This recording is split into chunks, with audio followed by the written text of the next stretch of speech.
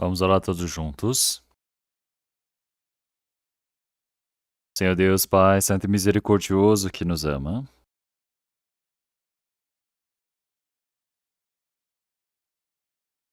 nós agradecemos pelo Senhor Deus ter permitido a imensa graça de nos ter nos salvo através do sangue precioso. Nós todos que estávamos longe do Senhor Deus, o Senhor Deus nos chamou. Enquanto nós desconhecíamos ao Senhor, o nosso Senhor Jesus morreu como propiciação pelos nossos pecados na cruz. Derramou seu sangue precioso para apagar os nossos pecados para a eternidade, para que nós não recebêssemos o juízo e a condenação. E de forma franca, nos salvou e nos considerou como seus filhos. E nos permitiu a esperança abençoada de podermos entrar no reino de Deus. Agradecemos toda essa graça, damos louvores e graças ao Pai. Nesse tempo presente, nós todos que fomos remidos pelo seu sangue precioso, estamos reunidos diante do Senhor Deus, e através da imensa graça e amor do Senhor, estamos louvando ao Senhor. Estamos aprendendo a sua palavra, e estamos dentro desse rebanho santo da comunhão de Deus. Senhor, nesse tempo presente, nós sabemos que o Senhor Deus esteja no meio de nós. Que o Senhor Deus possa cuidar de cada um de nós nesse presente momento. Que através da mão de graça, o Senhor Deus possa nos conduzir cada momento mais. Que através do amor, da graça, da palavra, do poder do Espírito Santo, que o Senhor Deus possa nos aperfeiçoar cada momento mais, para que o restante das nossas vidas nós possamos viver como filhos do Senhor Deus sem nenhuma vergonha, para que assim o Senhor Deus possa nos ensinar.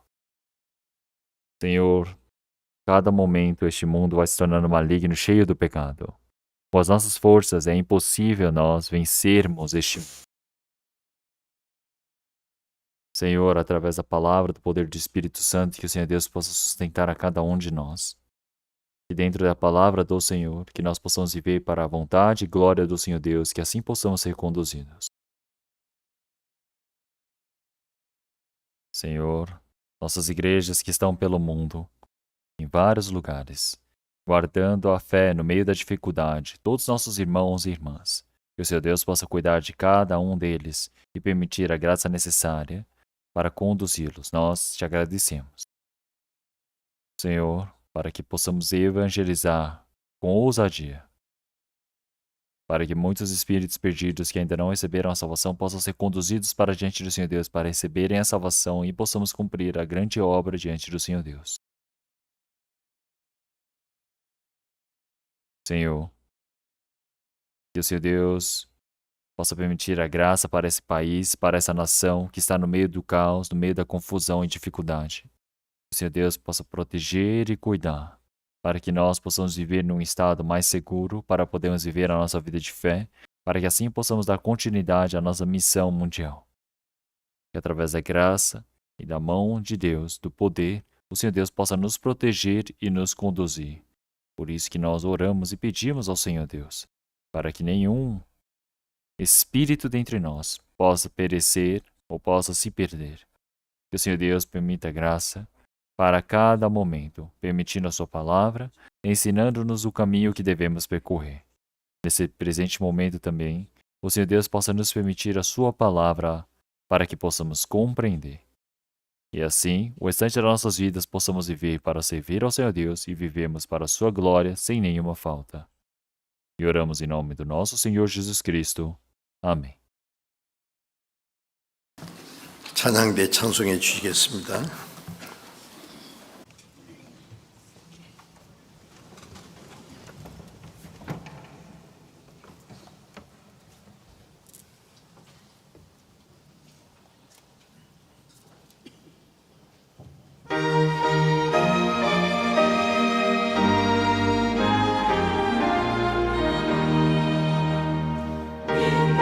사람들의 운명 같은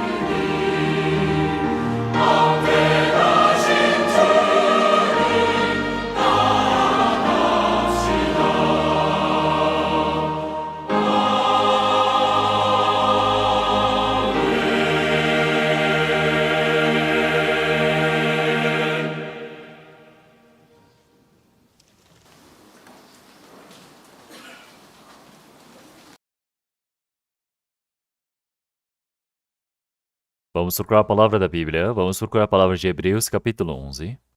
Hebreus, capítulo 11.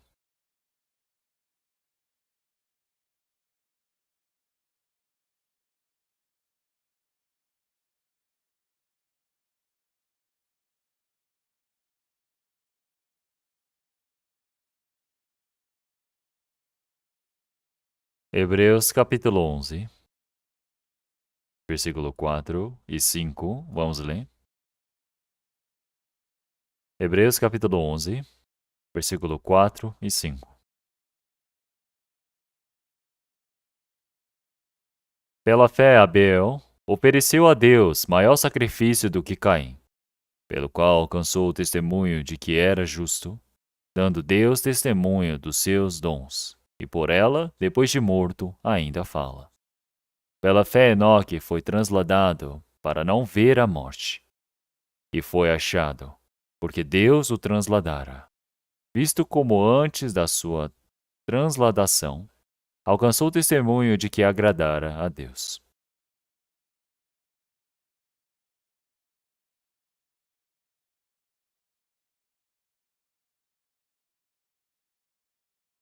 Vamos ler até aqui.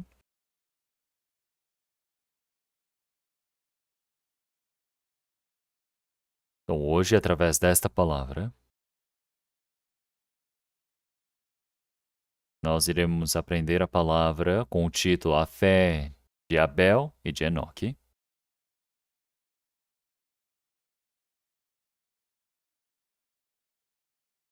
Então, o pai da humanidade, Adão, enquanto estava no jardim do Éden, através da tentação do diabo, ele desobedeceu à palavra de Deus e, pelo pecado de desobediência, foi expulso do jardim do Éden.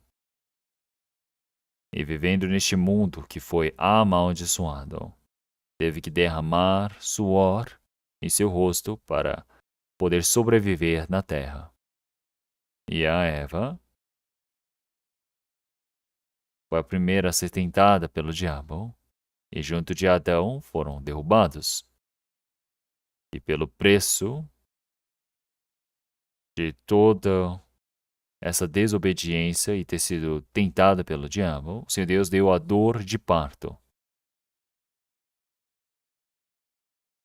E houveram dois primeiros filhos de Adão, que são Caim e Abel. E é por isso que, se olharmos em Gênesis capítulo 4, a descendência que partiu de Adão,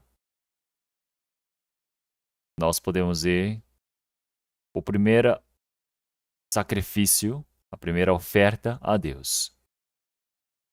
Caim, ele trouxe dos bens da terra, do seu esforço que ele havia plantado e colhido e deu como sacrifício a Deus.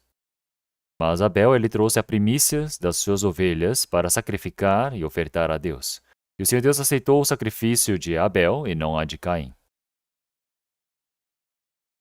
Isso tem um contexto muito importante. Então, primeiro, se nós olharmos para a fé de Abel, o Senhor Deus aceitou o sacrifício de Abel.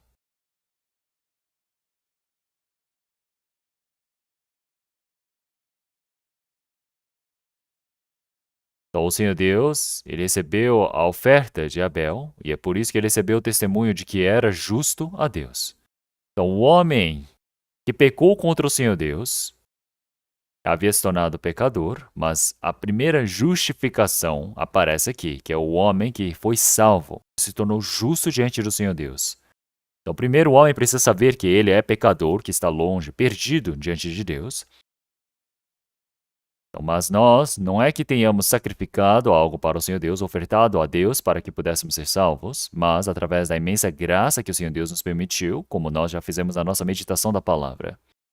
O Senhor Deus fez cair o pecado de nós todos sobre ele.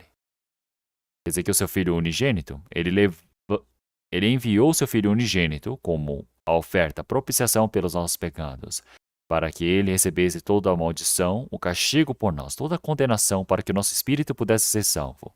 E quando nós conhecemos e cremos nessa verdade, nós recebemos o perdão dos pecados. E ao mesmo tempo, nós podemos receber o testemunho de que nós nos tornamos justos. E é por isso que Abel, ele se tornou o representante de todas as outras pessoas que estavam por vir, que iriam receber a salvação. E, ao contrário, nós podemos ver o irmão mais velho, Caim, também ofertou ao Senhor Deus. Mas se nós olharmos para a oferta dele, foi errada. Então ele ofertou algo que é proveniente da terra, que foi amaldiçoada por conta do pecado. Então, o homem, para viver e sobreviver nessa terra, ele precisa derramar o suor, se esforçar e dedicar na terra, para assim poder ter o fruto dessa terra para comer e sobreviver.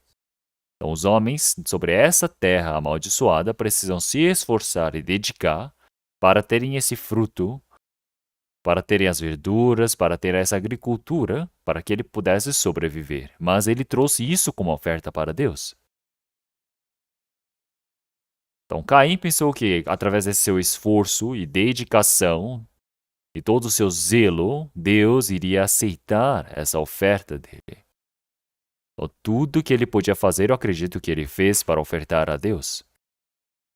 Mas, o Senhor Deus ele não recebeu a oferta de Caim. E, pelo contrário, a oferta de Abel não foi esforço, não foi dedicação, não foi zelo. Foi alguns dias atrás, uma ovelha deu à luz a uma pequena ovelha, um filhote, um cordeiro. Ele pegou essa promessa dessas ovelhas e ofertou a Deus como sacrifício. E é por isso que Deus recebeu o sacrifício de Abel. Então, nós que recebemos a salvação conhecemos muito bem sobre esse conteúdo que aqui aparece.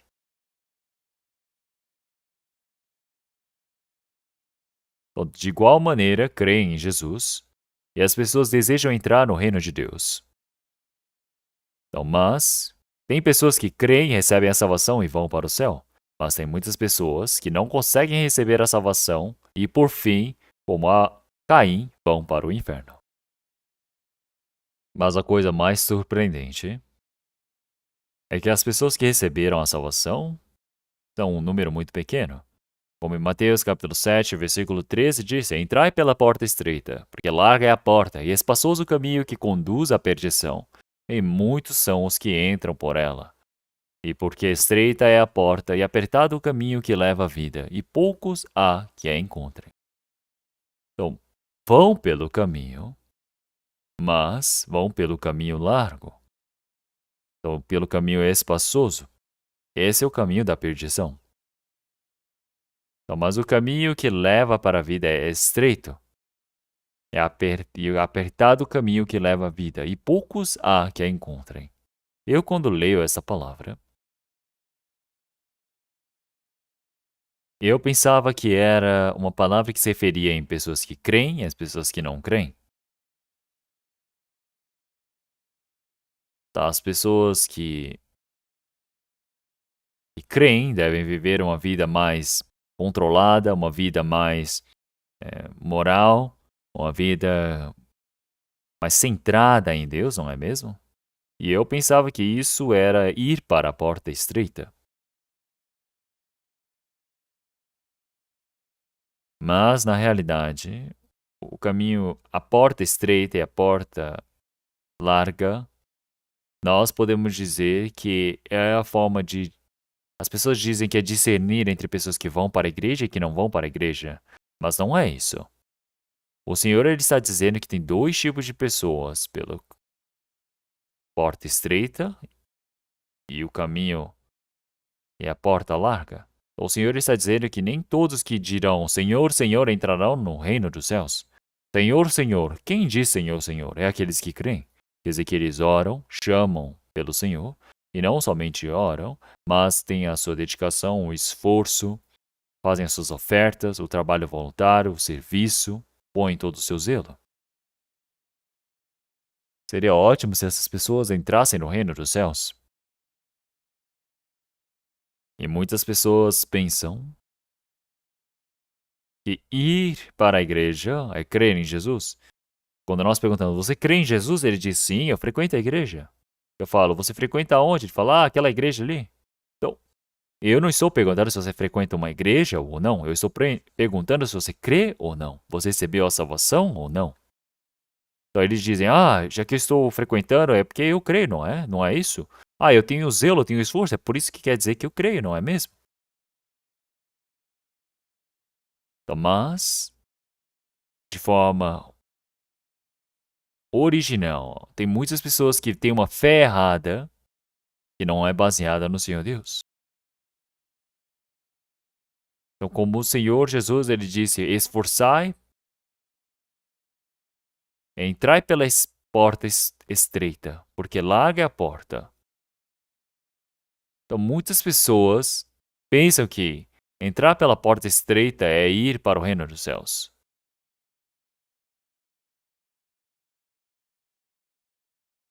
Então, mas tem muitas pessoas que não podem entrar por essa porta estreita. Então, é muito maior o número de pessoas que vão pela porta larga, que leva para a perdição, dos que os que entram pela porta estreita. Então, nem todos que dirão Senhor, Senhor entrarão no reino dos céus. Então, mas somente aqueles que fazem a vontade do meu Pai que está no reino dos céus, eles poderão entrar no reino de Deus. Então, havia uma pessoa que frequentava a igreja esforçadamente. E essa pessoa, ela tinha um cargo dentro da igreja e que estava conversando comigo e eu perguntei, você frequenta a igreja? E ela disse, sim, eu creio que vou para o reino de Deus. Então, mas eu disse, nem todos que dirão Senhor, Senhor irão entrar no reino de Deus. Mas o Senhor disse somente aquele que faz a vontade do Pai. E eu perguntei, você faz a vontade de Deus? Ela disse, sim, eu vou fazer. Eu estou me esforçando para isso. Então, quanto que você precisa se esforçar para ir? Eu disse, eu preciso pôr todo o meu esforço. Então, aqui ela está confundindo grandemente. E isso não é a vontade de Deus. Como em João capítulo 6, versículo 40, ele diz que a vontade daquele que me enviou é esta, é que todos aqueles que vêm e creem no Filho de Deus, no seu Filho, terão a vida eterna. Não é a vontade do Pai que nenhum destes aqui pereça, como em Mateus capítulo 18, versículo 14. Então, qual seja o pecador, qual seja o menor pecado que ele tenha, o Senhor Deus ele não deseja que essas pessoas elas pereçam. Por isso que o Senhor Deus ele permitiu a graça para que todas as pessoas pudessem receber a salvação. Seja você fazendo uma coisa boa, seja você pecando, seja você fazendo coisas boas ou não, existe o juízo. Por isso que o Senhor Jesus, ele se encarregou de todo o pecado deste mundo e morreu na cruz. Como em 1 João capítulo 2, versículo 2, ele diz que ele se entregou a si mesmo como a propiciação de nossos pecados. Então quer dizer que nós éramos inimigos do Senhor Deus. Mas o Senhor Jesus ele morreu na cruz. E assim ele se tornou a propiciação por nós.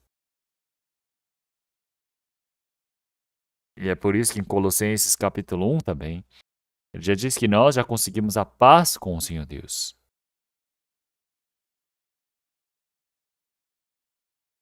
Aquele que era inimigo de Deus, pela morte do Senhor Jesus, então agora ele pode ter essa relação de paz com o Senhor Deus. Agora qualquer um que está com o Senhor no meio dessa graça, quer dizer que o Senhor Deus ele recebeu todo o castigo e a maldição que nós merecemos receber, derramou seu sangue precioso e nos salvou. Quer dizer que o amor de Deus é muito maior do que o nosso pecado. Qual seja o pecado do homem, o poder da misericórdia do Senhor, do sangue precioso, ninguém pode deixar de ser perdoado. E o sangue do Senhor Deus do Senhor Jesus é poderoso. Então o Senhor ele já disse que ele é a propiciação pelos nossos pecados, e não somente nossos, mas do pecado de todo o mundo. Então, não é somente daqueles que creem, mas de todo o mundo, todas as pessoas que não creem também. De todos os pecadores deste mundo, o Senhor Deus ele já perdoou os pecados. Então, quando nós conhecemos essa graça, nós cremos, qualquer pessoa pode receber a salvação. Por isso que o Senhor ele diz que ele deu seu Filho unigênito. Quer dizer que o Filho unigênito de Deus foi entregue como a oferta, a ovelha, o cordeiro para o sacrifício. É por isso que para todo aquele que nele crê, não pereça, mas tenha a vida eterna. É a graça diante do Senhor Deus. E é por isso que nós recebemos a salvação, é puramente a graça de Deus. Não existe graça de Deus mais o meu esforço. É somente pela graça de Deus que eu recebo a salvação.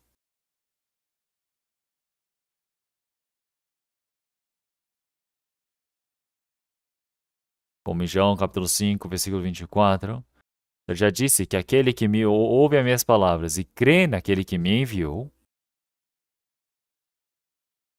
então não estará em juízo, mas passou da morte para a vida. Ou se você compreender essa graça, um pecador que merece ser condenado, agora ele passa do caminho da morte para o caminho da vida. Então, esse livro da Bíblia fala tantas vezes sobre a graça de Deus, mas até o presente momento muitas pessoas dizem que creem, então, mas irem para a igreja é crer, fazer isso ou aquilo é crer.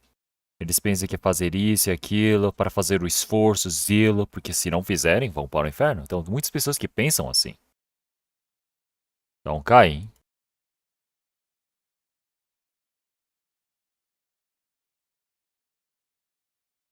ele pegou todos os seus bens, as suas plantações, se esforçou no máximo e ele entregou ao Senhor Deus.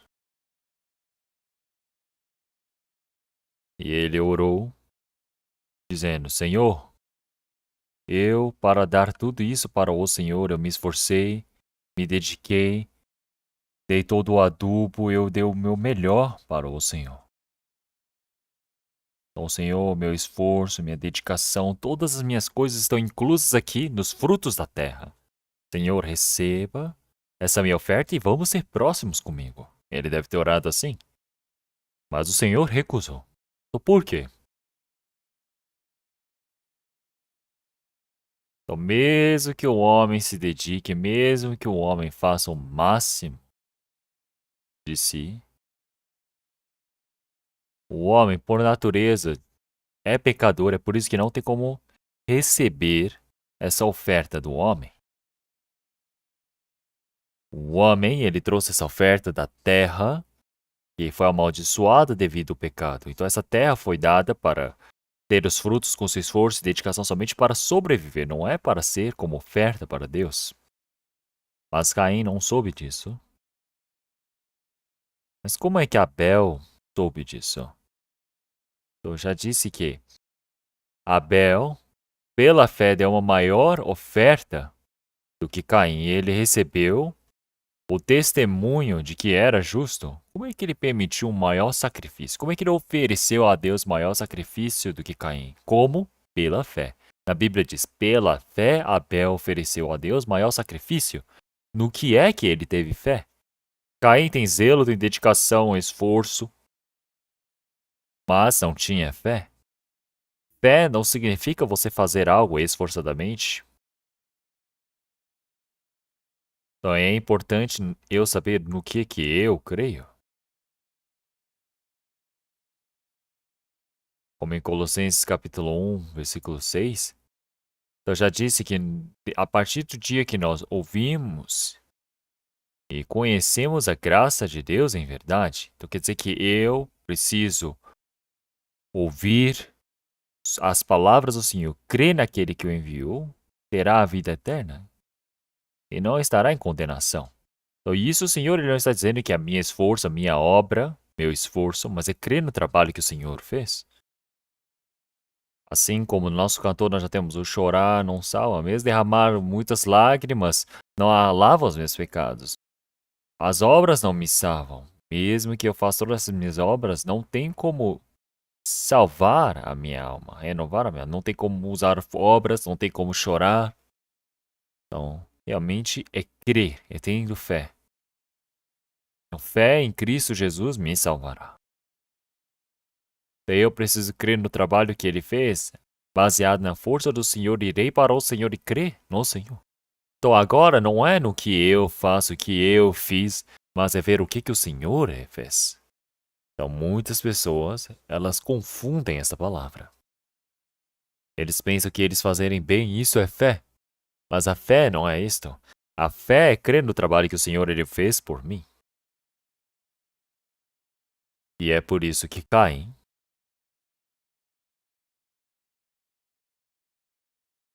Ele deu o seu esforço, sua dedicação, o seu zelo. Ele achou que isso seria aceito por Deus. Como em Romanos capítulo 10, versículo 2. Porque os homens, os judeus naquele tempo, tinham zelo para com Deus. Eles guardavam o sábado, 2 vezes ao dia jejuavam e oravam, memorizavam as palavras. Então, realmente, eles tinham zelo de Deus, mas não com entendimento. Eles não sabem. O que eles não sabem? Eles não conhecem a graça de Deus, a justiça de Deus. Então, portanto, não conhecendo a justiça de Deus e procurando estabelecer a sua própria justiça, não se sujeitaram à justiça de Deus. A justiça de Deus é o trabalho que Deus fez para nos salvar. Então, eu não conhecer a minha própria justiça, eu estabelecer a minha própria justiça, achar que é através do meu esforço, minha dedicação que eu estou indo para o céu. Então, quer dizer que eu, por estabelecer a minha própria justiça, não sou sujeito à justiça de Deus, ao trabalho do Senhor Deus. É por isso que eles usaram a sua força para não se sujeitarem à vontade de Deus. Eles diziam, vou fazer o bem, vou fazer o zelo, vou fazer isso e aquilo para ir para os céus. Mas isso é um grande problema. Quando nós compreendemos isso, nós vemos que isso é algo realmente tão simples, tão básico, é uma verdade tão absoluta, mas as pessoas que não conseguiram compreender não conseguem crer nisso. Eles pensam, não, você precisa se dedicar, precisa orar, precisa viver uma vida boa, você precisa se esforçar, precisa fazer o serviço. Então, mas eles faziam tudo isso, mas sem o entendimento diante do Senhor Deus.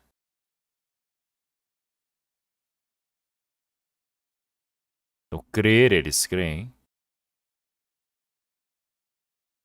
Então, tem todo o seu esforço, tem toda a sua dedicação, zelo, eles pensam que assim o Senhor Deus, ele vai aceitá-los. Então, mas um homem que vai para diante do Senhor Deus com o seu esforço, com a sua própria obra, diz que crê, mas isso é uma fé errada. Então, não crê na própria justiça de Deus. Então, ele vai para diante do Senhor Deus com a própria justiça, confiando em suas obras.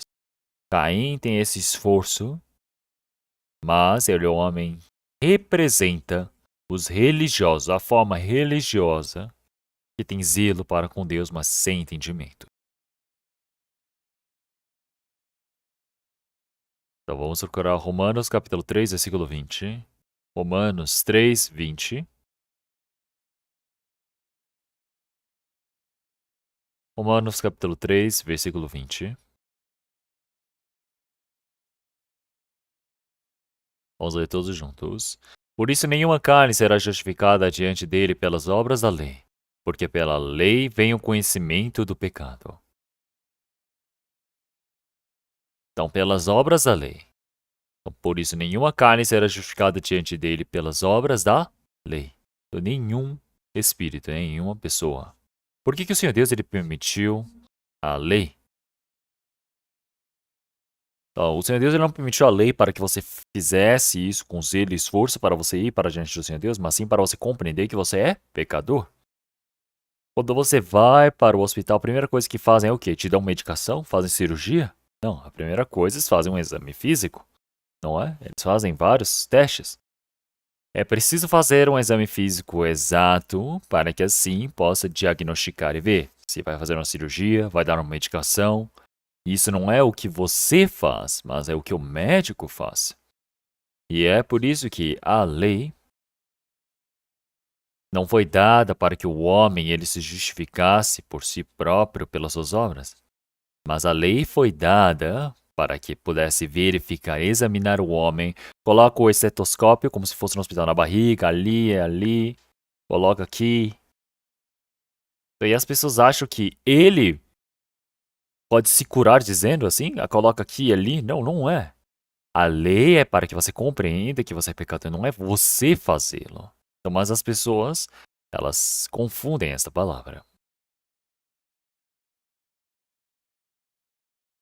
E é por isso que em Isaías capítulo 64, versículo 6 também, já nos disse, mas todos nós somos como imundo, e todas as nossas justiças como o trapo da imundícia.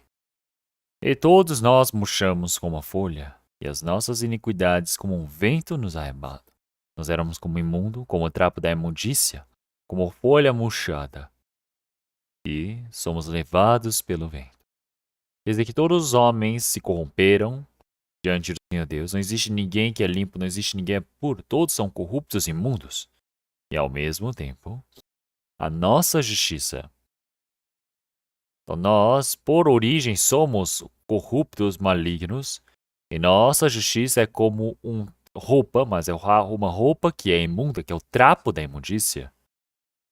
Como em Gênesis capítulo 3, nós podemos ver Adão, após ter pecado contra o Senhor, ele viu a sua forma de estar nu, ele criou um avental de folhas de figueira e ele tentou encobrir a sua vergonha. Ele viu a vergonha que ele tinha. Então ele fez com folhas de figueira, é a primeira roupa que o homem fez. É como se fosse uma mini saia, ele fez e se cobriu ali. Então, mas chegando o sol bem quente, as folhas começaram a se murchar, ele sentava, levantava, andava, então as folhas começaram a cair, deve ter sobrado só o fio, não é? E o que ele disse quando o Senhor o chamou? Ele disse: ouvi a tua voz soar no jardim e temi porque estava nu e escondi-me. Então, vestir ele vestiu, mas isso não é suficiente, isso não consegue vesti-lo. Então, Adão e Eva que estavam com medo, temendo, não conseguiam ir para diante do Senhor Deus. Por isso que em Gênesis capítulo 3, versículo 21, o Senhor fez para Adão e a sua Eva túnicas de peles e os vestiu. Então, as túnicas de pele, se nós falamos de hoje em dia, não é um couro artificial, mas é um couro que vem do animal que foi morto, derramado o seu sangue.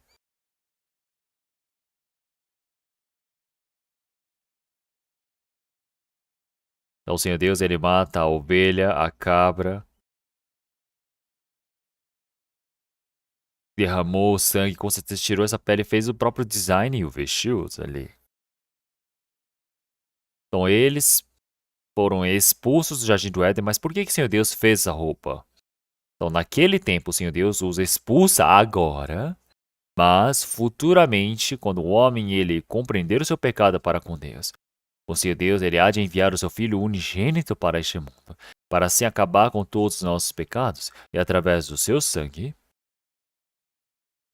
ele há de nos purificar. Quer dizer que essa túnica de pele é a promessa para o futuro. Vamos procurar Isaías capítulo 61. Isaías 61.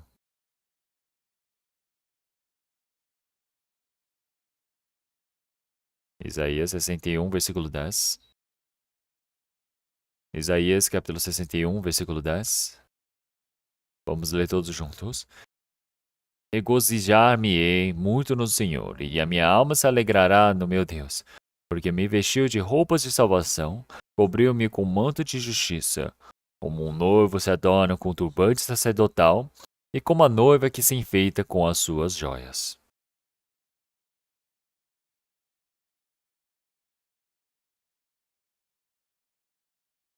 Então, regozijar-me-ei muito no Senhor, e minha alma se alegrará no meu Deus. Eu, para ter esse gozo, eu, para ter essa alegria, o que eu preciso fazer? Então, não é que eu tenha feito algo esforçadamente diante do Senhor Deus, mas o Senhor Deus me vestiu essa túnica da salvação para me vestir a túnica de salvação. Então, sem derramamento de sangue, não há remissão. Então, se nós olharmos em Levítico capítulo 17, Versículo 11 diz: Porque a vida da carne está no sangue, que pelo volo tenho dado sobre o altar, para fazer expiação pelas nossas almas, porquanto é o sangue que fará expiação pela alma. É necessário derramamento de sangue para que haja expiação da alma. É por isso que em Hebreus capítulo 9, versículo 22 diz: Se é derramamento de sangue, não há remissão. Então, sem derramamento de sangue não há expiação, e sem expiação não existe salvação. E é por isso o Senhor que derramou seu sangue e morreu por nós, ele encobriu os nossos pecados. Isso é a roupa de salvação. Esta é a roupa da justiça.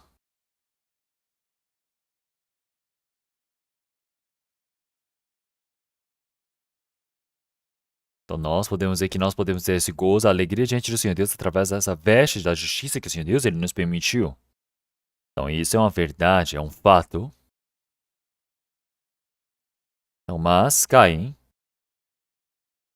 ele tem o seu zelo, tem o seu esforço, tem a sua dedicação, mas não tinha sangue. Só tem totalmente o seu esforço, o seu zelo, a sua dedicação. Ele acha que isso que o Senhor Deus irá aceitar dele. Então isso é confundir o Senhor Deus. Porque ali não há sangue. E Abel não tem esforço, não tem dedicação, não tem zelo, mas havia sangue. Como que ele soube disso? Como é que Abel pôde saber disso? Com certeza ele deve ter ouvido de seus pais. Do que é aquela veste, túnica de pele? Ele deve ter perguntado. Então nós desobedecemos a palavra de Deus, nós tínhamos vergonha, estávamos escondidos da floresta. Fizemos aventais com folhas de figueira, mas era impossível encobrir a nossa vergonha diante do Senhor Deus. E naquele momento, Deus matou um animal, derramou seu sangue e encobriu os nossos pecados. Então essa foi a primeira morte de uma vida. Então, um animal que derramando seu sangue morreu, você Deus tirou aquela pele, aquela túnica e encobriu as suas vergonhas. E essa veste de túnica é o presente de Deus, foi ser considerado algo precioso, guardado muito bem em casa. E todos eles devem ter ouvido. Caim e Abel devem ter ouvido essa história. Mas Caim deve ter só pensado, ouvi uma coisa dessas e é isso. Mas Abel compreendeu algo muito precioso, muito importante. Com o derramamento de sangue existe perdão dos pecados. Quer dizer que é necessário um animal morrer pelo outro. É necessário que uma vida morrer pelo outro. Então ele fez essa oferta para a gente do Senhor Deus, porque pelo meu esforço, as obras de nossos pais também não podem ir para a gente do Senhor Deus. Enquanto eles estavam envergonhados, escondidos diante do Senhor Deus, o Senhor Deus matou um animal e fez essa veste para eles. Então da mesma maneira, ele ofertou dizendo, Deus, olhe para esse animal morreu realmente por nós. Olha, a mesma maneira como o Senhor fez, eu trouxe esse animal como oferta para diante do Senhor Deus para derramar o sangue. Então o Senhor Deus deve ter se assustado, porque como é que ele soube esse segredo? Porque o segredo de Deus era um plano para o Senhor Deus manifestar no futuro, mas Abel já compreendeu isso desde o princípio. Como em Romanos capítulo 10, versículo 17, de sorte que a fé vem pelo ouvir e ouvir pela palavra de Deus. Então ele ouviu a graça da palavra de Deus através dos pais. Então vai ser justificado pelo ouvir. Ele compreendeu essa mensagem pela fé. E é por isso que Caim usou seu esforço, dedicação e zelo para ir diante de Deus.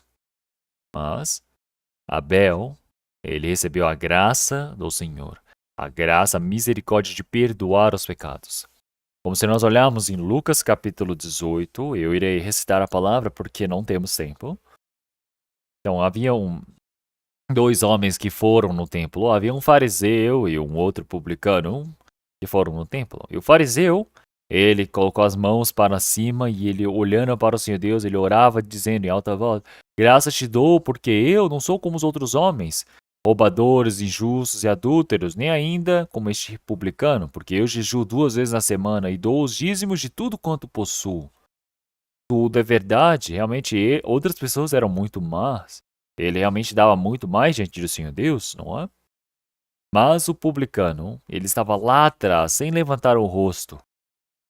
Ele batia no seu peito e dizia: "Oh Deus, tem misericórdia de mim, porque eu sou pecador, tem misericórdia de mim."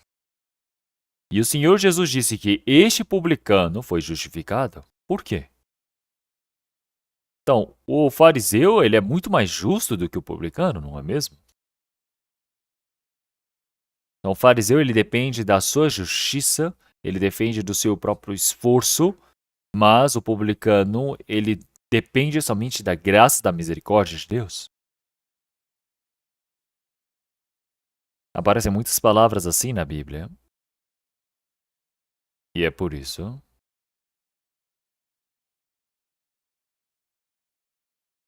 Se nós olharmos em João capítulo 1, versículo 29, aparece João Batista que nasceu 6 meses antes do Senhor Jesus para testificá-lo. Ele disse: "Veja, eis o Cordeiro de Deus que tira o pecado do mundo." Então, o Cordeiro de Deus que se encarregou de todo o pecado do mundo. Então, se nós olharmos em Isaías 53, versículo 6, ele disse: "Todos nós andávamos desgarrados como ovelhas, cada um se desviava pelo seu caminho, mas o Senhor fez cair sobre ele a iniquidade de nós todos. O meu pecado, o seu pecado, todos os nossos pecados foi para o Senhor Jesus." Quer dizer que o Senhor Jesus, ele recebeu a maldição, a condenação que nós merecíamos receber, ele derramando o seu sangue precioso, nós fomos salvos. Esse é o único caminho para sermos salvos diante do Senhor Deus. Então, o homem, ele pensa que ele precisa pôr a sua obra, a sua dedicação, para que assim ele possa ir para o céu, mas não é assim.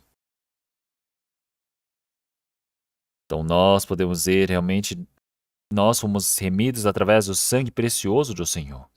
Então, não é pelas nossas obras, não é por ouro ou prata, como Pedro já disse.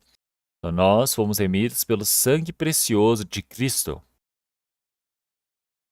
Então, o sangue de Cristo, do Cordeiro, realmente imaculado, incorruptível.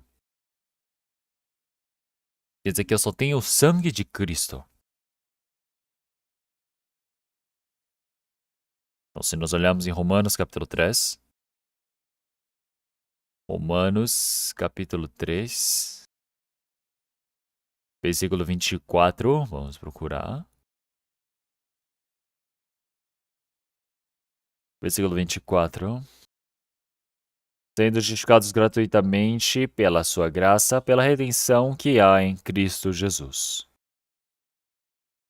Então, todas as pessoas que estão em Cristo Jesus é a redenção.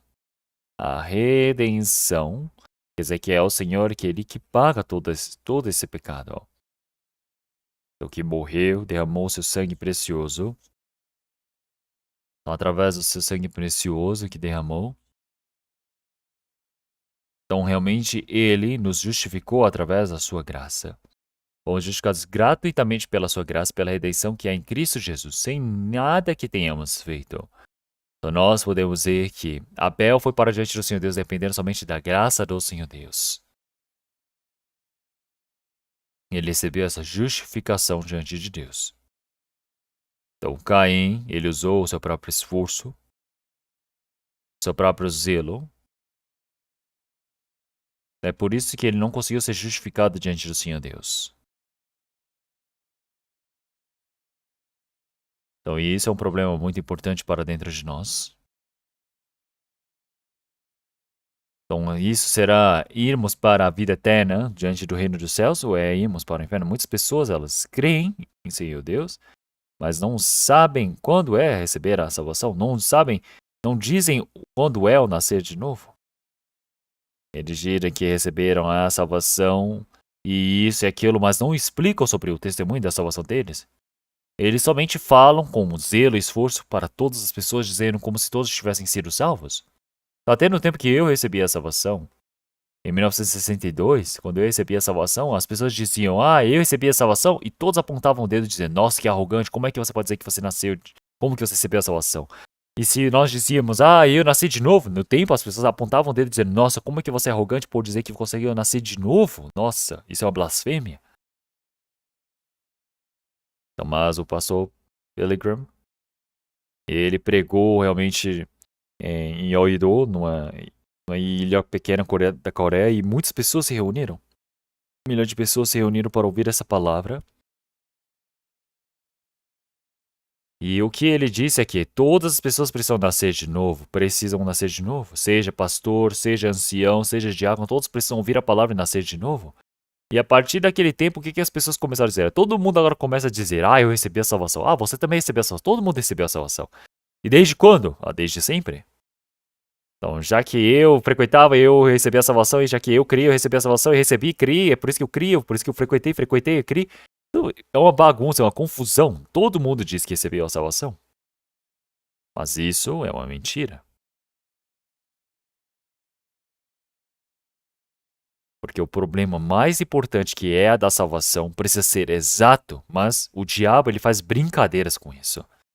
Então, o segredo mais importante, o diabo ele atrapalha para que não possa crer.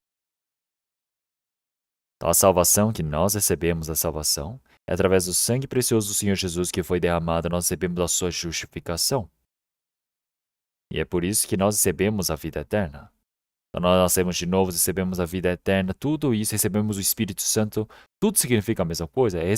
Eu me casar, eu estar junto, eu me unir, significa a mesma coisa, não é? Da mesma maneira. As pessoas, cada um pensa do jeito que quer, é por isso que é uma confusão. E é por isso que a nossa salvação, ela está assegurada com perfeição. Tá? É através do sangue do Senhor Jesus. Então, através do sangue do Senhor Jesus, o Senhor, ele está como realmente uma pessoa que garante, o garantidor da nossa salvação. E é por isso que tem essa segurança eterna e é perfeitamente guardada e assegurada pelo Senhor. E isso nós podemos dizer que é a fé de Abel. Então, mas agora, se nós pensarmos, pela fé, Enoque foi transladado para não ver a morte. Então, ele não viu a morte, ele foi transladado por Deus. Então, antes de ele ser transladado, qual é o testemunho que ele recebeu? Vocês acabaram de ler, não é? Já esqueceram? Antes de ser transladado, ele recebeu o testemunho de quê? Não sabem? É o testemunho de que agradara a Deus.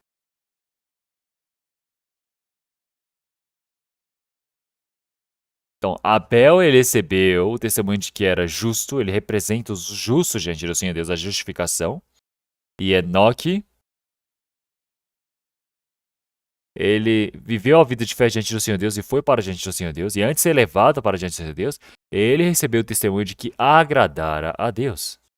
Então, nós, pela fé, como Abel, recebemos a justificação sem nenhum valor a ser pago por nós mesmos. E agora uma pessoa que recebeu a salvação vai para diante do Senhor Deus? E se nós vamos para diante do Senhor Deus, precisamos receber mais um testemunho. Qual é o outro testemunho? Não vão falar? Não vão falar? O testemunho de que agradara a Deus. Precisamos receber esse testemunho.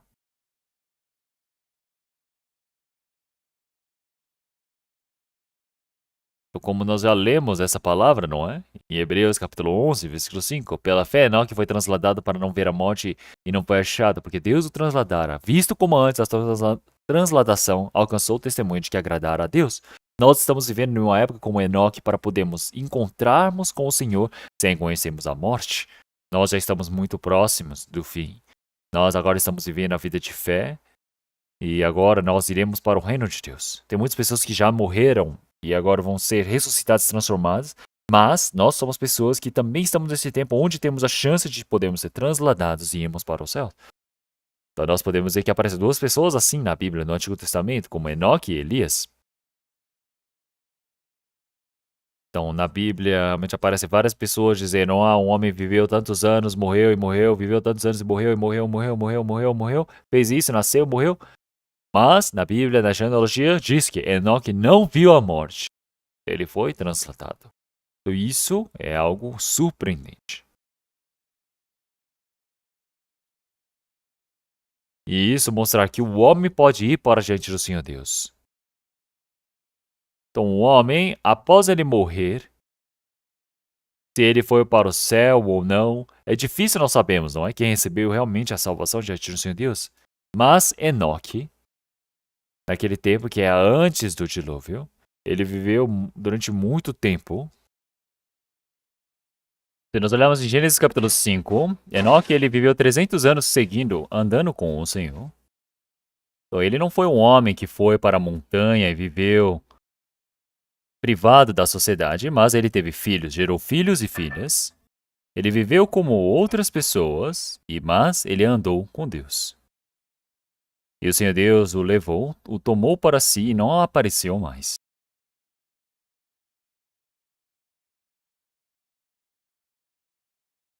Então o homem poderia ir para o reino de Deus. Isso foi a primeira vez que o Senhor Deus manifestou.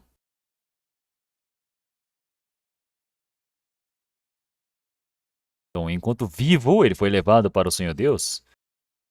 E nós podemos ver que isso foi um acontecimento surpreendente. Então, assim como o Senhor Deus ele criou todas as coisas deste mundo, ele criou o homem conforme a sua imagem. E qual é o objetivo disso tudo? É que o homem que foi criado conforme a imagem do Senhor Deus, o Espírito de Deus, então ele viver neste mundo se dedicando, esforçando, trabalhando e morrer e é pronto? Não, então isso não tem diferença de um animal. Então, mas se nós olharmos a palavra de Salmos,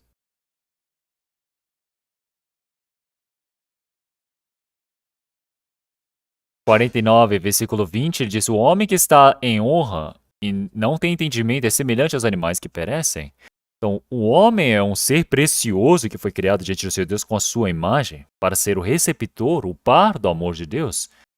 Então, foi salvo para se tornar filho do Senhor Deus, para poder ser levado para o reino de Deus, para viver a eternidade com o Senhor Deus. E é por isso que o Senhor Deus criou conforme a sua imagem. Então, o objetivo do Senhor Deus sendo salvo, qual é? Então, se nós olharmos em Mateus capítulo 1,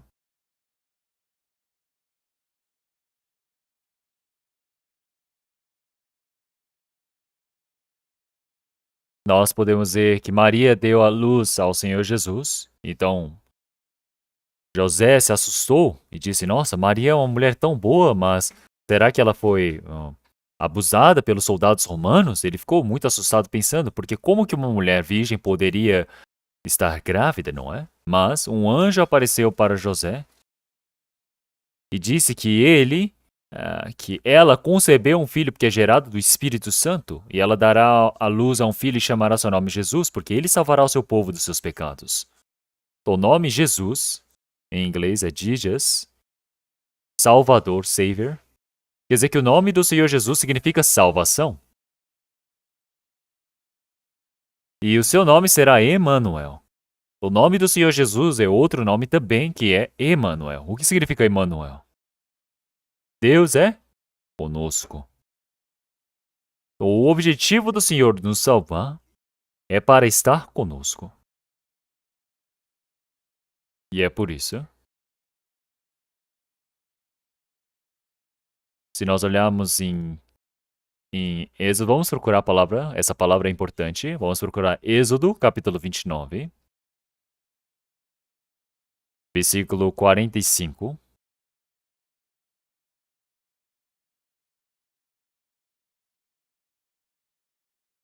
Versículo 45 e 46, Êxodo, capítulo 29, eu irei ler. E habitarei no meio dos filhos de Israel, e lhes serei o seu Deus. E saberão que eu sou o Senhor seu Deus, que os tenho tirado da terra do Egito para habitar no meio deles. Eu sou o Senhor seu Deus.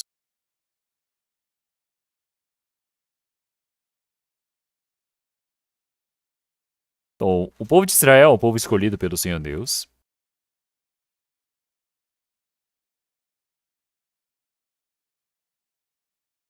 Então, mas eles foram para o Egito, serviram a Faraó. E durante 400 anos eles viveram como escravos.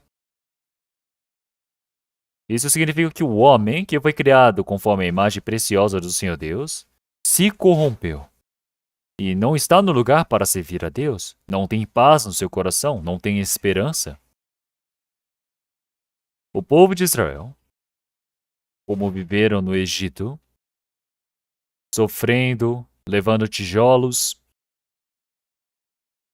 Então, até as pirâmides foram construídas pelos judeus, os hebreus da época. Então, o ministro Nabi, quando ele havia ido para o Egito para fazer uma assembleia entre eles, até hoje eles não descobriram quem é que construiu as pirâmides. E ele declarou dizendo, ó, foi o meu povo hebreu que veio aqui e construiu durante 400 anos como escravos. Ele declarou, e isso é verdade, porque quando nós olhamos em livros de história, nós podemos ver que o povo de Israel, enquanto viviam como escravos durante 400 anos, aquelas pirâmides foram construídas.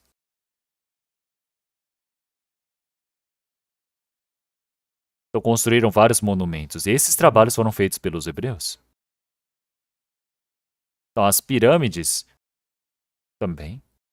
É por isso que podemos dizer que essa técnica de lapidar pedras, a melhor técnica do mundo é dos judeus.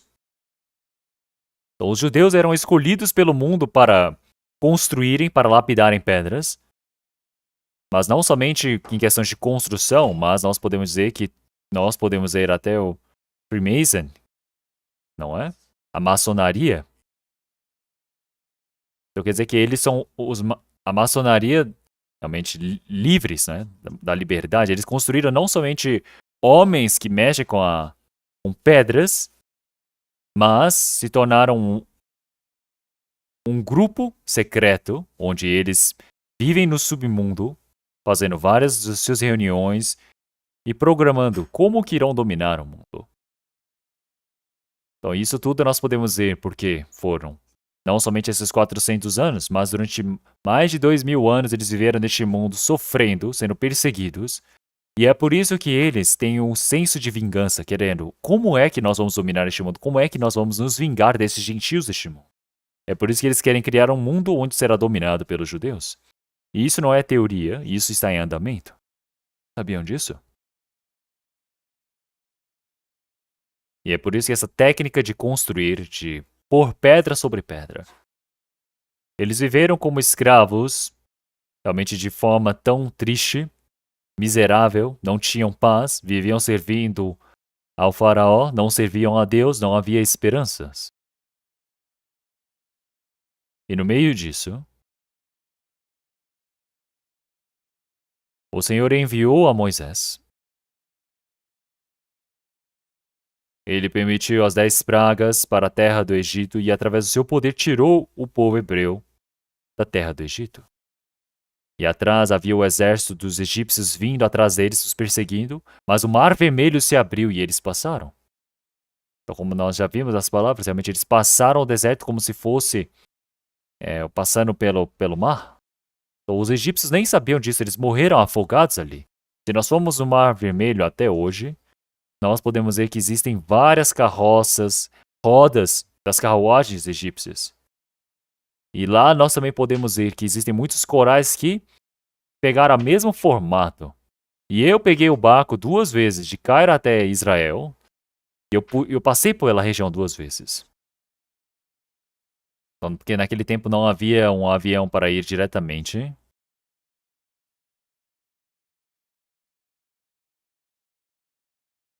Então nós podemos ver que o Senhor, ele disse que ele ter libertado o povo de Israel, ter tirado da terra do Egito, é para habitar no meio deles.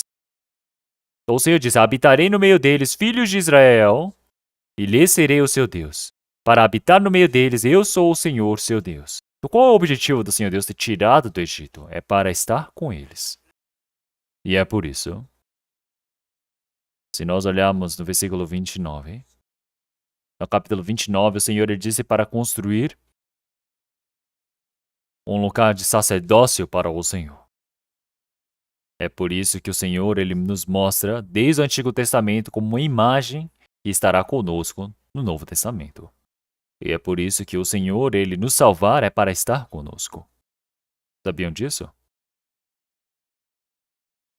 Então, vamos só receber a salvação e vamos para os céus. Não, não é isso. Desde o momento que recebemos a salvação, o Senhor ele está conosco.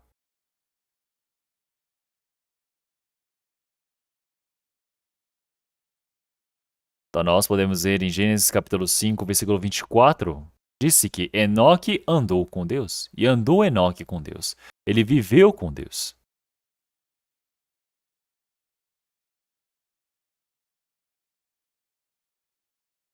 E antes de vir o dilúvio, o Senhor Deus levou a Enoque vivo para o reino dos céus. E é por isso que se nós olharmos em 2 Pedro, capítulo 3, versículo 7, disse, mas os céus e a terra que agora existem pela mesma palavra se reservam como tesouro e se guardam para o fogo até o dia do juízo e da perdição dos homens ímpios. Então quer dizer que o Senhor julgará este mundo através do fogo. Assim como em Sodoma e Gomorra o fogo e o enxofre choveu, então naquele mar morto, onde era a região de Sodoma e Gomorra, lá não existe insetos, lá não existe peixe, lá não existe nem grama no chão. É um mar totalmente morto. É Dead Sea, não é? Um lugar morto. Mas ali também tem umas fontes termais de enxofre. Eu fui 2 vezes lá também. E ali do lado, se nós seguimos por uns morros, ali tem grandes pedaços de enxofre. Existem também fontes de enxofre. E quando fizeram testes com esse enxofre, o incrível é que aquele enxofre, ele acende o fogo instantaneamente. O enxofre mais puro deste mundo. Então nós podemos ver uma evidência exata de que foi julgado através do enxofre. Através do fogo e enxofre na época. Então não tem por que cair o fogo dos céus nos últimos tempos. E em Isaías capítulo 50, o Senhor ele disse que os homens, eles irão entrar no próprio fogo que eles criaram. Então vocês sabem quanto armamento bélico que os homens já criaram até hoje? Se nós contarmos até a Coreia do Norte, são 9 países que têm armamento nuclear.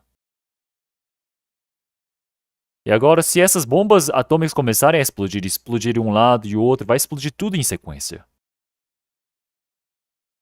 E se nós olharmos o que os cientistas apresentaram, é que toda essa terra vai ser destruída em 30 minutos. Quando aconteceram a guerra, não vai queimar uma vez, mas essa terra vai ser queimada mais de 100 vezes? Existe essa possibilidade, não é mesmo? E isso não é algo imaginário, isso é verdade, isso é fato. Então, antes de julgar este mundo através do fogo, o Senhor irá levar os justos, aqueles que receberam a salvação. Então, claro que antes de haver o juízo, haverá primeiro a paz que é falsa, a falsa paz, e os 144.000 judeus irão receber a salvação, e naquele tempo virá o fim, através do fogo. Mas antes disso, o Senhor ele virá nos ares, e assim o Senhor irá levar a nós todos que recebemos a salvação. E é por isso que Enoque, antes de ser julgado pela água, ele foi levado vivo. E é por isso que nesse tempo, mostra como uma imagem, um exemplo de como será para nós que recebemos a salvação no tempo do juízo de fogo. Mateus capítulo 24, versículo 40, o Senhor diz, estando 2 no campo, será levado um e deixado outro. Estando 2 moendo no moinho, será levado uma e deixado outra. Então 2 estarão deitados em uma cama, um será levado e o outro será deixado. Ou seja, trabalhando no campo, as mulheres podem estar em casa preparando a comida, ou pode ser 2 pessoas que estejam dormindo. Então, uma pessoa que recebeu a salvação, o santo é levado na hora. Isso é arrebatamento. Então, é levado na hora. Então, em inglês, eles chamam isso de rapture. É ser levado para cima. Então, quem é deixado para a eternidade.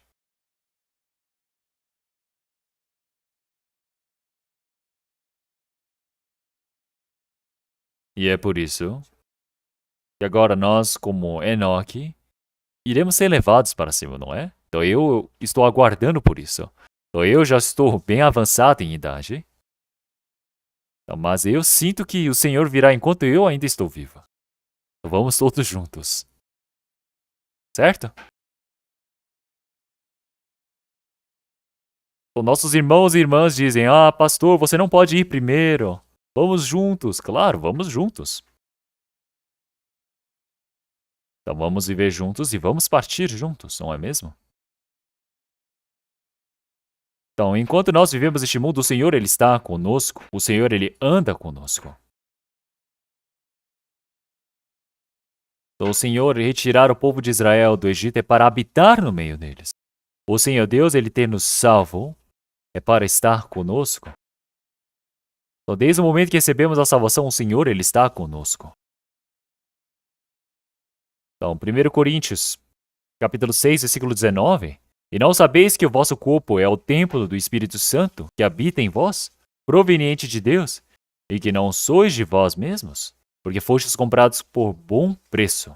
Então, nós todos, após recebermos a salvação, agora esse nosso corpo é o templo do Senhor Deus. Agora não é o meu corpo, é um templo que é habitado pelo Espírito Santo. Vocês sabiam disso? Onde que o Senhor ele está? Ele está em mim. Ele não está lá longe. Então tem pessoas que vão para o meio da montanha orar e gritam dizendo, Senhor!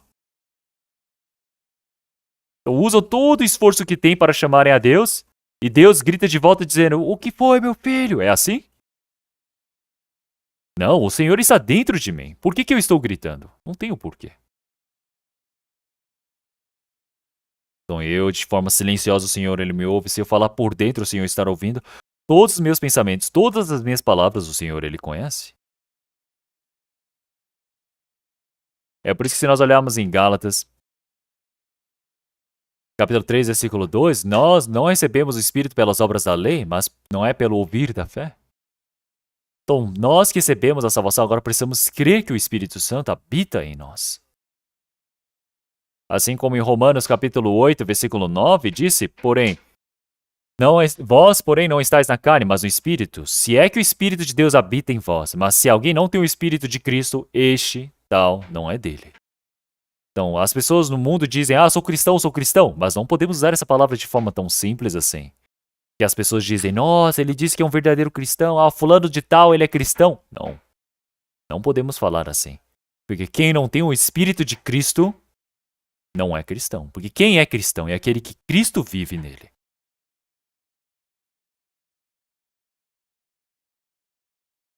Assim como em Romanos capítulo 8, versículo 14, porque todos os que são guiados pelo Espírito de Deus, esses são filhos de Deus.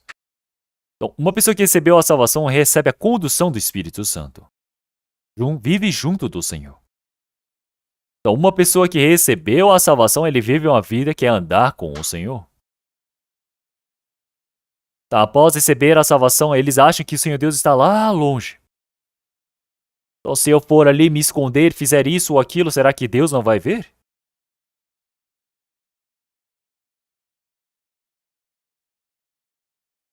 Eles dizem, Senhor, hoje pode ficar em casa, descanse um pouco, tá bom? Porque hoje o lugar que eu quero ir não é um lugar tão bom para você, tá bom? Então, fica bem aqui em casa, tá bom? Mas o que o Senhor Jesus vai dizer? Tá bom, você pode ir. Ele vai dizer assim? Não. O Senhor Jesus vai dizer, não, eu vou também. Então, o Senhor está dentro de nós, como é que ele pode se dividir? Não tem como. Então, o Senhor Jesus está vindo e eu vou ficar ali na clube no meio da noite dançando? Então, bebendo com os incrédulos, me sentindo bem com eles? Então, a vida de fé é crer que o Senhor está conosco, é viver uma vida de andar com.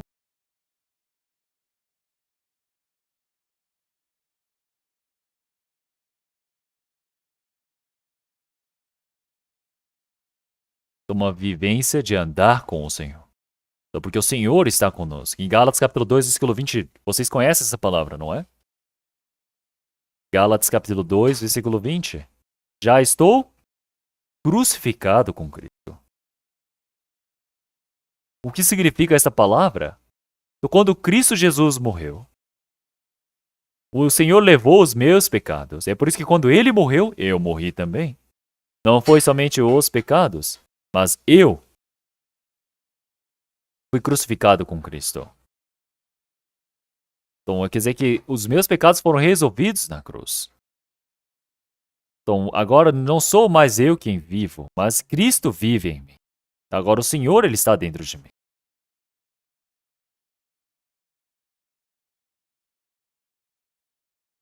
Então, agora o Senhor, Ele se tornou o dono da minha vida.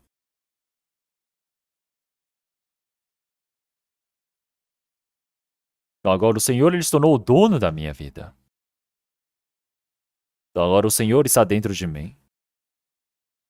Então agora Cristo vive em mim. Não sou mais eu quem vivo. E vivo, não mais eu, mas Cristo vive em mim. E a vida que agora vivo na carne, vivo pela fé do Filho de Deus, o qual me amou e se entregou a si mesmo por mim. Quer dizer que ele entregou a si mesmo por amor de mim. Esse Senhor está dentro de mim, agora eu vivo com essa fé. Eu vivo junto do Senhor. Conseguem sentir, conseguem crer nisso? Precisam crer nisso. É por isso que nós vivemos com o Senhor. É por isso que quando nós olhamos em João capítulo 14, versículo 20, o Senhor ele já disse: naquele dia conhecereis que eu estou em meu Pai e vós em mim e eu em vós. Então o Senhor está em mim e eu estou dentro do Senhor. Agora eu estou dentro do Senhor, o Senhor em mim. Agora eu não tenho mais como me separar do Senhor. Então é isso que nós chamamos de cristão. Então, no momento que recebemos a salvação, nós recebemos a salvação como pecadores. Então, nós recebemos a salvação, o nome Jesus significa Salvador. Emmanuel significa Deus conosco. Quer dizer que o Senhor ele nos salvou para estar conosco. Então, enquanto eu vivo neste mundo, o Senhor ele está comigo. E também, sim, vamos procurar Apocalipse capítulo 21. Apocalipse.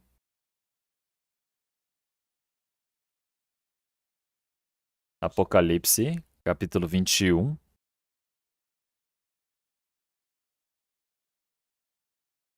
Capítulo 21, versículo 1. Vamos ler todos juntos.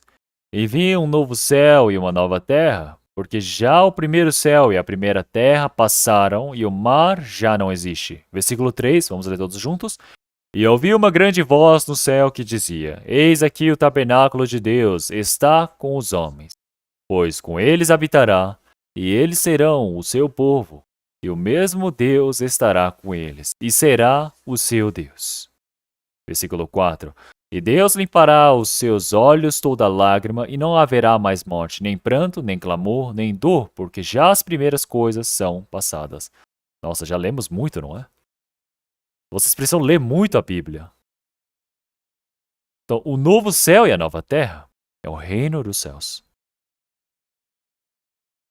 Então, agora nós vivemos este mundo que irá desaparecer quando chegar o seu tempo. E é por isso nós iremos entrar para o novo céu e a nova terra. Nós, agora os salvos, estamos juntos. O Senhor Deus, ele habita junto conosco. Agora, assim, eles se tornam o povo do Senhor Deus. E eles serão o seu povo, e Deus estará com eles e será o seu Deus. E Deus limpará os seus olhos toda a lágrima.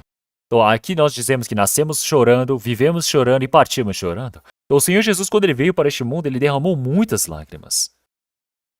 Vocês sabem qual é o versículo mais curto da Bíblia? É Jesus chorou. Então, Jesus chorou. Então, o Senhor Jesus, ele recebeu todo o sofrimento, toda a dor deste mundo. E agora, no reino dos céus, uma pessoa que recebeu a salvação, ele vive neste mundo andando com o Senhor. E quando entrar no reino dos céus, ele viverá a eternidade com o Senhor. Então, uma pessoa que anda com o Senhor neste mundo, ele vive a eternidade com o Senhor Deus nos céus. Então, vocês conseguem crer nisso? Então, uma pessoa que não tem essa esperança é a pessoa mais coitada. Então, este mundo é um mundo que é curto, é momentâneo. Como em Salmos 39, o Senhor ele já disse: Senhor, ele faz-me saber quais são os meus dias. Então, se nós olharmos em Salmos 39, até Davi ele disse: Senhor, ele faça-me saber a minha vida como a palmos, porque o tempo da minha vida é como nada diante de ti. Então, é pôr a minha vida como a palma da minha mão. Se eu colocar uma formiga ou bater, ela cai. Então, a minha vida é como nada diante de ti. Na verdade, todo homem, por mais firme que esteja, é totalmente vaidade. Então, o homem ele diz: vou juntar muito dinheiro, vou me tornar rico. Eu vou ter sucesso nisso e aquilo. Eu tenho poder, eu me tornei presidente, isso, aquilo. Mas isso é somente um sonho da noite para o dia. É uma vida que se vive e depois tudo acaba. É por isso que em Hebreus capítulo 11 também, capítulo 13, versículo 14, ele já disse que nós não temos uma cidade aqui, nós buscamos por aquela que está por vir. Então nós vivemos este mundo uma vida tão curta, vocês precisam saber que é curta. Então se nós olharmos em Tiago capítulo 4, versículo 14, já disse, digo-vos que não sabeis o que acontecerá amanhã, porque que é a vossa vida? É um vapor que aparece por um pouco e depois se desvanece? Então, até Davi ele já disse que o homem, por mais firme que esteja, é tudo vaidade. Então, os homens, eles vivem como sombras, eles se tornam alegres, felizes por conta das suas riquezas, mas não sabem de quem serão, quem os tomará.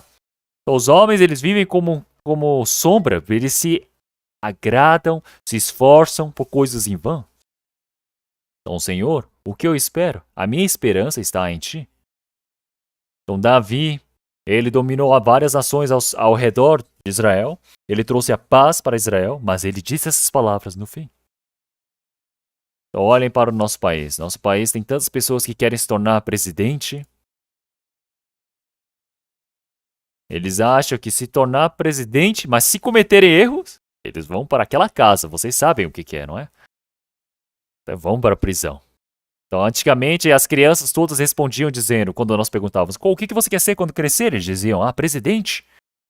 Mas o que é você ser presidente? Presidente é a posição mais miserável que existe na realidade. Eu agradeço a Deus por não ser presidente. Então, mesmo que ninguém vai me deixar ser presidente, mas também mesmo que me ofereçam esse cargo, eu não quero fazer. É um dor de cabeça demais ser presidente. Então, você viver pobre neste mundo, viver rico neste mundo. Então, mesmo que eu adoeça na minha carne e morra, daqui a pouco eu irei partir para o Senhor Deus. E pensando nisso, nada disso se torna problema. Seja a pobreza, seja as pessoas apontando o dedo para mim. Então, realmente não adianta. Não importa se as pessoas apontam o dedo, se me xingam ou não. Então, eu creio que o Senhor ele esteja comigo. Então, eu estou esperando para ir diante do Senhor Deus que está me aguardando no reino dos céus. Então, é por isso que nós estamos neste mundo, mas esse tempo neste mundo é tão curto, não tem nada para se esperar. O lugar que nós iremos estar ali por vir, que é o reino dos céus, nós iremos passar a eternidade com o Senhor. Seja 100 anos, 1000 anos, 10.000 anos, a eternidade eu irei passar com o Senhor. Vocês creem nisso? Então, se vocês não creem nisso, é um grande problema. Então, a pessoa que não tem esperança é a pessoa mais coitada neste mundo. Olhem para as pessoas do mundo. Então, até os ricos, eles passam o tempo, eles partem. Os pobres também partem. Mas as pessoas todas têm tanta cobiça. Rico quer ser mais rico. Pobre sendo pobre, querendo ser rico. Então, olhem só isso. Nós, depois recebemos a salvação sendo pobres ou ricos, não é nada. É como se fosse o sonho de uma noite. Tô sonhando ser rico, sonhando ser rei, sonhando sofrendo, sonhando disso ou aquilo, mas se acordar, é isso, acabou. Então, enquanto vocês vivem neste mundo, não ponham seu coração aqui. Não esperem nada deste mundo. Então, nós temos um outro lugar para vivermos a eternidade, que o Senhor preparou para nós. Então, nós estamos esperando por uma cidade que está por vir. O Senhor Deus, Ele preparou uma cidade para nós. O Senhor Jesus, quando Ele disse que Ele haveria de partir, os discípulos disseram, Senhor, e nós? O que nós faremos? Eles tinham grande preocupação, não é? Porque se nós olharmos em João, capítulo 14, o próprio Senhor Jesus já disse, não se turbe o vosso coração, credes em Deus, credes também em mim. Na casa de meu pai há muitas moradas. Se não fosse assim, eu vou-lhe teria dito, vou preparar-vos lugar. E quando eu for vos preparar lugar, virei outra vez e vos levarei para mim mesmo, para onde eu estiver, estejais vós também. Então, quando o Senhor Jesus estava para partir, os discípulos haviam sofrido com o Senhor, e agora eles pensaram, Jesus vai partir, agora o que será de nós? Começaram a se preocupar. Mas o Senhor disse para não se turbar o vosso coração, que existem muitas moradas na casa de meu pai. Então essa é a palavra consolação do Senhor. O Senhor disse, se não houvesse, eu teria vos dito que não há lugar. Então, enquanto nós vivemos este mundo, qual seja a tribulação, qual seja a dor, eu não preciso me preocupar. Porque o meu reino, a minha casa já está no reino dos céus. Então, existem muitas moradas na casa de meu pai. Então, como que o reino dos céus é um lugar tão maravilhoso? Vocês já pensaram nisso? Então, até a melhor coisa que eu tenho neste mundo não é incomparável com as coisas que estão nos céus. Não dá nem 1/10 de 1 sobre milhões. Então, quando nós formos para os céus, nós iremos ver o exército de anjos. Um terço dos anjos, eles se corromperam com Lúcifer e foram para o inferno. Vão se tornar os demônios que vão para o inferno. Mas agora os 2/3 remanescentes estão ali. E todos eles são anjos para servir. Então eles são enviados para servir a nós, os salvos. Então os anjos são aqueles que nos servem. Sabiam disso? Então uma pessoa que recebeu a salvação, agora cada um de nós tem um anjo, o anjo da guarda. Sabiam disso? Precisam crer nisso. Que é uma palavra que o Senhor deixou na Bíblia. Ele não nos disse em sonhos.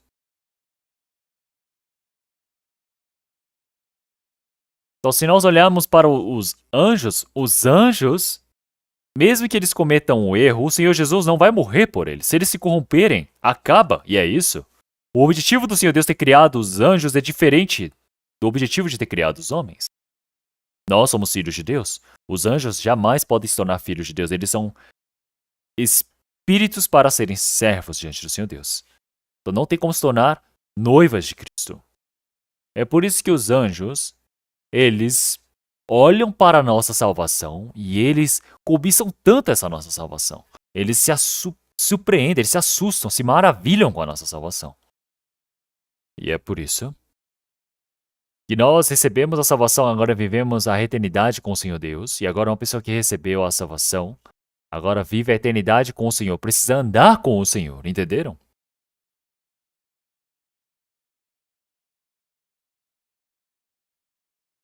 Então, se nós olharmos em Miqueias, eu preciso terminar, vamos procurar Miqueias. Miqueias, capítulo 6, versículo 8. Então, vamos procurar no Antigo Testamento, Miqueias, capítulo 6, versículo 8. Versículo 8. Vamos ler todos juntos. Ele te declarou, ó homem, o que é bom. E que é que o Senhor pede de ti, senão que pratiques a justiça e ames a benignidade e andes humildemente com o teu Deus?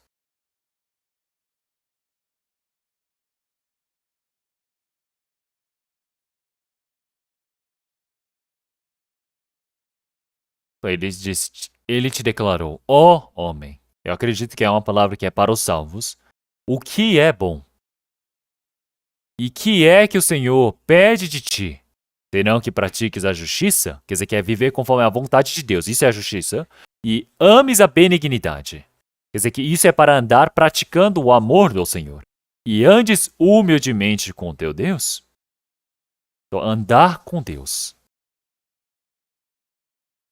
Então, isso que é considerado como bom diante do Senhor Deus. Uma pessoa que recebeu a salvação precisa andar com o Senhor Deus. Como na palavra de Mateus, capítulo 28, versículo 20, o Senhor ele já disse, ensinando-vos todas as coisas que vos tenho mandado, e eis que eu estou convosco todos os dias até a consumação do mundo. O Senhor ele já prometeu que estará conosco até nos fins dos tempos. Então, se nós olharmos em Isaías capítulo 41, versículo 10, o Senhor ele disse, não temas, porque eu sou contigo.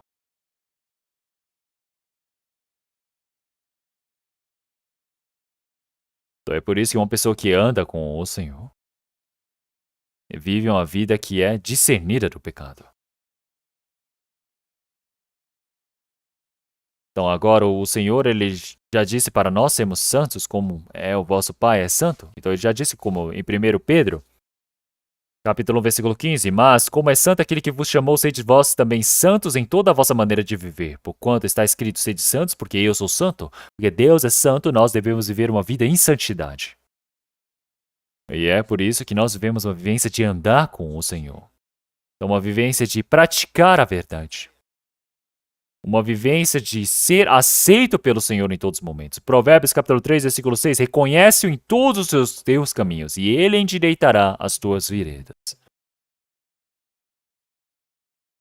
Então, reconhece em todos os teus caminhos. Quer dizer que em tudo que você faz, você precisa aplicar o Senhor. Então, Senhor, esse trabalho eu preciso fazer ou não fazer? Senhor, qual é o objetivo disso? Se o seu objetivo é exato, eu preciso conversar com Deus. E assim o Senhor Deus, ele conhece o nosso coração e ele nos ajuda. E é por isso que em toda a nossa vivência, em todas as coisas, eu preciso conversar com Deus. Então isso é reconhecê-lo em todos os meus caminhos. Então eu preciso aplicar o Senhor. Eu preciso colocar o Senhor em minha vida. E ele endireitará as tuas veredas. O Senhor Deus quer dizer que ele não vai deixar eu viver do jeito que eu quero. Então se nós olharmos em Marcos capítulo 7, versículo 6, este povo honra-me com os lábios, mas o seu coração está longe de mim. Então pela boca eles louvam, cantam, mas se não servem, não vivem para o Senhor, é um louvor falso. Assim como em Lucas capítulo 6, versículo 46, e por que me chamais Senhor, Senhor, e não fazeis o que eu digo? Então pela boca dizem, Senhor, Senhor, mas não fazem conforme a palavra de Deus. Isso é desprezar a Deus. Então, o Senhor que está conosco, eu preciso respeitá-lo, eu preciso trazer a alegria para Ele. Se eu agradar ao Senhor, com certeza o Senhor Deus irá nos ajudar.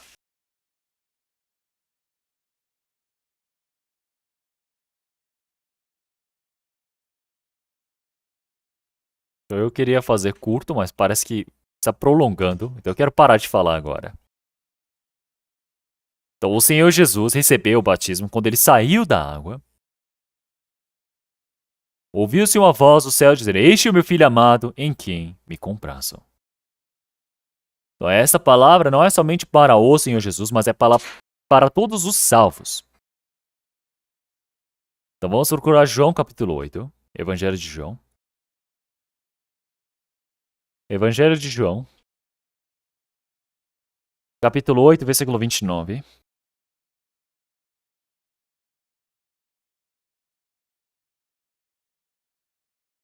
Evangelho de João, capítulo 8.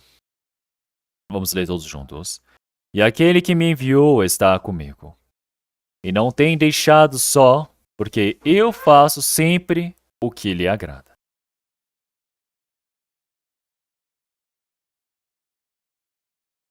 Então o Senhor disse, o Pai não tem me deixado só, porque eu faço sempre o que lhe agrada.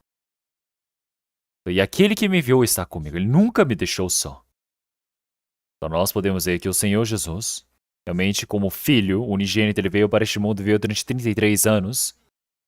E ele disse que ele sempre fez o que lhe agrada, é por isso que ele não o deixou só. Aquele que anda com o Senhor, ele vive uma vivência de agradar ao Senhor Deus. Então, o que é agradar ao Senhor Deus? E nós precisamos buscar, nós precisamos procurar.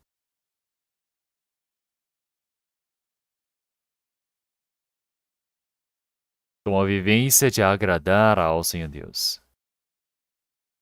Então, isso precisa se tornar o objetivo da nossa vida. E é por isso o restante das nossas vidas, como Gálatas capítulo 1, versículo 10. Porque persuado eu agora a homens ou a Deus? Ou procuro agradar a homens? Porque se eu estivesse ainda agradando aos homens, não seria servo de Cristo. E é por isso que o apóstolo Paulo, capítulo 5, versículo 9, apóstolo Paulo ele já disse, pois muitos desejamos também ser-lhes agradáveis, quer presentes, quer ausentes. Até o apóstolo Paulo ele se dedicou para se tornar aquele que agrada ao Senhor Deus. Como Efésios capítulo 5, versículo 10, ele já diz, aprovando o que é agradável ao Senhor. E aparece muito na Bíblia, não é? Nós precisamos buscar na palavra do Senhor Deus o que é agradar ao Senhor Deus. Eu preciso procurar. E eu também, como o Senhor Jesus, preciso viver uma vida de agradar ao Senhor Deus, porque o Senhor é aquele que me salvou. E toda a minha vivência, o Senhor Jesus, ele se tornou o exemplo para a minha vida. E é por isso que nós, como Enoque, antes de sermos levados para o reino dos céus, nós precisamos receber o testemunho de que nós nos tornamos em filhos do Senhor Deus. Então agora uma vivência de agradar ao Senhor Deus, uma vivência separada do pecado. Então nós precisamos viver uma vida assim. Então agora como é que eu vou agradar ao Senhor Deus? Então se nós aprendemos a Bíblia, aparecem várias vezes. Então qual é a santa e boa vontade de Deus? A boa, aceitável, perfeita vontade de Deus, não é? Eu preciso procurar. Então vamos orar. Senhor Deus Pai, santo e misericordioso, nós te agradecemos, porque nós todos que vivíamos no meio do pecado, longe do Senhor Deus, o Senhor Deus teve misericórdia de nós. Toda a maldição e o castigo que nós merecemos receber, o Senhor Jesus se encarregou por nós. E sem nenhum valor a ser pago por nós, o Senhor Deus nos permitiu a salvação. Senhor, nós te agradecemos, porque o nosso coração, o nosso espírito, o nosso corpo, tudo é do Senhor. Agora desejamos viver para a sua vontade. Senhor, e agora nós todos, seja comer, seja beber, o que quer que façamos, que nós possamos fazer para a glória do Senhor Deus. Que o Senhor Deus possa permitir para que nós possamos viver uma vida para agradarmos ao Senhor Deus. Senhor, agora no tempo restante diante do Senhor Deus, que o Senhor Deus permita essa graça, que o Senhor Deus possa nos conduzir para que nós possamos esperar por esse último dia da vinda do Senhor. Que o Senhor Deus possa nos proteger em todos os momentos. E agora que nós possamos viver para a vontade e a glória do Senhor Deus. E oramos em nome do nosso Senhor Jesus Cristo. Amém.